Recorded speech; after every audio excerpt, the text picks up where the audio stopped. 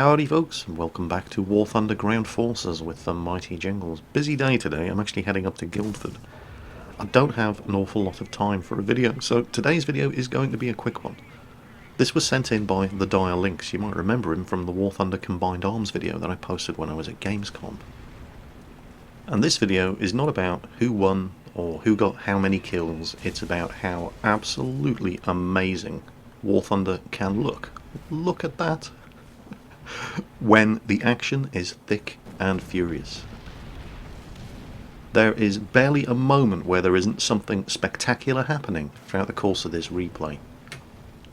Artillery strike just got called in on the Panther up in front of them. Tiger 2 behind them just got his ammo rack set off. They advance down the road and they get strafed.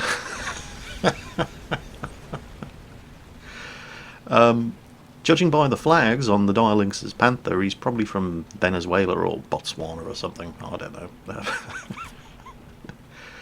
This game was spectacular, and I have no idea who won. That's not important. Just watch what happens. It's a realistic battle, so you've got people flying aircraft, you've got people driving tanks, and this just highlights how absolutely incredible, when everybody is really going for it, War Thunder can look.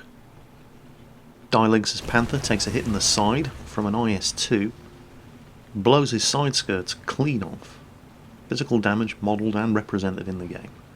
And this is actually one of the quieter moments during the course of this match. This was just absolutely crazy. It's around about now when they're jockeying for position on this IS-2 and there's a bit of a lag spike. And yep, there it is. And I don't know if it's the lag spike that got this Tiger killed, but look at that ammo rack burn. And there's an ammunition fire for you right there. Well, the IS-2's just obviously fired. So these two Panthers push up, and there are some furious aerial dogfights going on above them. Bombers coming in, trying to unload their loads on them. Fighters desperately trying to fight them off.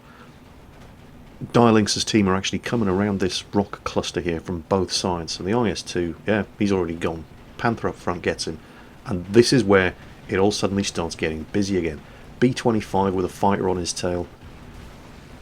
Anti-aircraft unit there just getting rolled over by a Jag Panther. And watch this Stuka coming in. Watch this. Here it comes. Any second now. They're being strafed. And boom! Wow. There's plenty more of that coming up in this replay, and more artillery called in, possibly by the dead AA unit on the Jag Panther that flipped him over. There's barely a second goes by in this replay where something isn't exploding violently. It's absolutely amazing. Sometimes I wish there was a spectator mode in War Thunder, because this game, look at that. There's another bomber dropping his bomb load all the way across the middle of the map there. Dire Links thinks, you know, screw that. I'm not heading that way. And he's spotted, that's one of the enemy spawns. Look at this guy burning. P2 puts the fire out, keeps going, ready to drop his bomb load at another target. Meanwhile, heading into the enemy spawn. Dire Links has got a target spotted. Doesn't have a clear line of fire on him, so I think he's stopping to call in some artillery. But get a load of this. There's a whole bunch of enemy tanks up there in the spawn. 6 or 7 of them. Now, a friendly Focke-Wulf 190 has spotted this big old cluster of tanks, and he's, there we go, well, yeah, he tried. And there goes the artillery strike, but hang on a minute. There's a Dornier 217, you can hear the bombs coming in. He's just seen that big cluster of enemy tanks in the spawn, and he unloads his bomb load on them, and 5 kills! He just knocked out 5 tanks in the space of a second.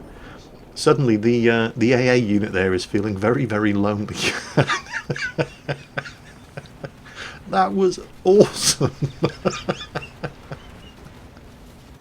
You know, Dire Links said when he sent this replay in, look, it's practically impossible to figure out what's going on, so don't even try, but just watch the explosions. And I can see what he means. Oh, wow.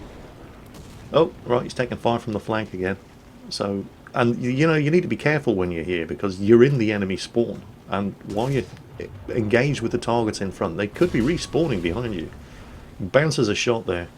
Well-angled frontal armour. Nothing popping up behind him.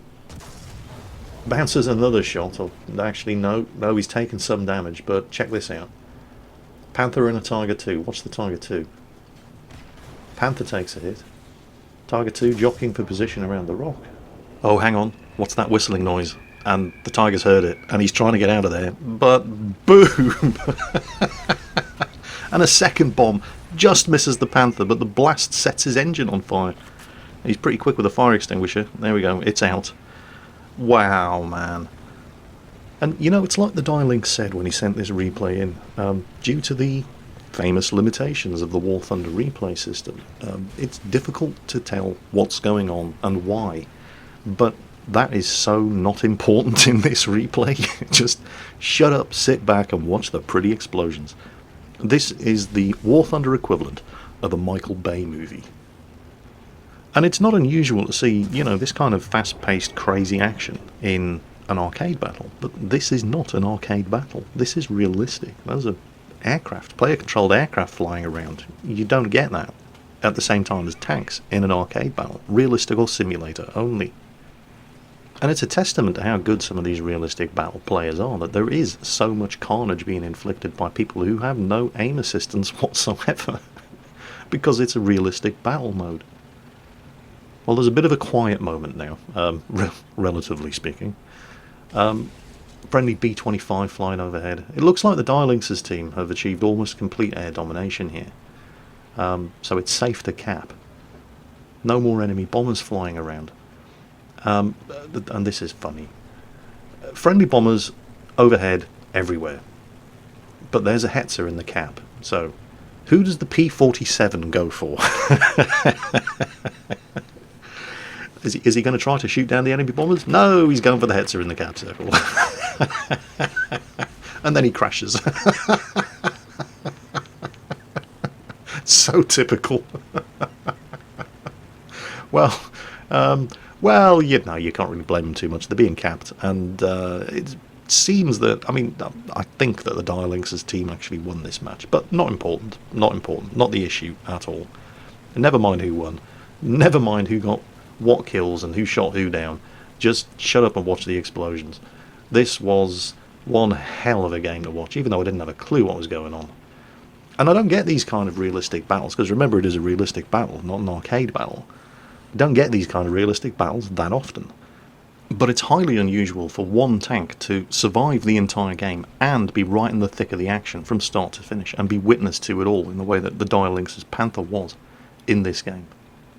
So that was the Dialinks, once again, in one of the most ridiculously entertaining, realistic battle replays I have ever seen. Popping out of town today to conduct a bit of business, hence the shorter than usual video, but I hope you at least found it entertaining. Take care on that battlefield, and I'll catch you next time.